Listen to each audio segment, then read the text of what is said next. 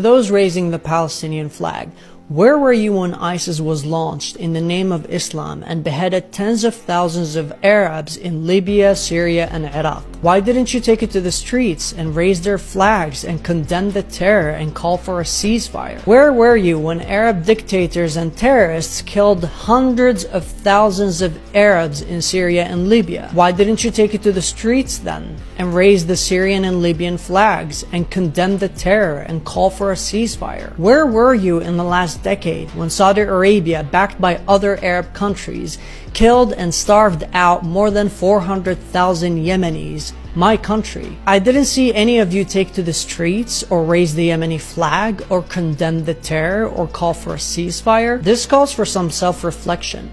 When millions of Arabs are slaughtered by other Arabs, you say absolutely nothing. But when 7,000 Arabs are killed by Jews defending their right to exist, you revolt, you get angry, you raise the flag, you condemn the terror, you call for a ceasefire, you turn the world upside down. Why is that? Why were you so silent then, but so loud now? Dear Muslims, the world is scared of us.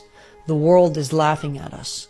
The world is worried about us. And there are legitimate reasons for their worry that we cannot just deny. It is time to flush the word Islamophobia down the toilet and start looking in the mirror and ask ourselves, how did we get here? How come the biggest and most dangerous thriving terrorist organization in the world are Muslim? How come terrorists successfully use Islam to mobilize more terrorists? What is the problem with our leaders, our books, our imams, and our religion? Why do we keep repeating these Stone Age traditions that have failed us and continue to fail us? The world has left us behind. The kuffar that our imams and books tell us to hate have traveled to the future, while we're still stuck in the Middle Ages, reading stories about Muhammad and his flying horse. You're watching this on your phone or your computer or tablet, created by these kuffars. The same kuffar that we hate so much have created most of the medicines that we use today. Medicine that our religion's crystal ball failed to bring about. The kuffar have moved forward and traveled into space. Meanwhile, we're stuck on earth in the Middle Ages, going to our poisonous mosques every Friday, reciting the same chapters and the same stories of Prophet Muhammad. Why haven't all of these books and teachings led us to science and technology and medicine? We're stuck debating which sect is correct, which interpretation is correct, who is the kafir and who is the real Muslim. How can we convince the kuffar to become Muslims? Why on earth would anybody want to be Muslim today? They're all scared of us. They're all laughing at us. They're all worried about us. Delete Israel and the West from the world and we would still be as ignorant as we are, and we would still be stabbing each other as we are. Stop blaming them and look at yourselves in the mirror.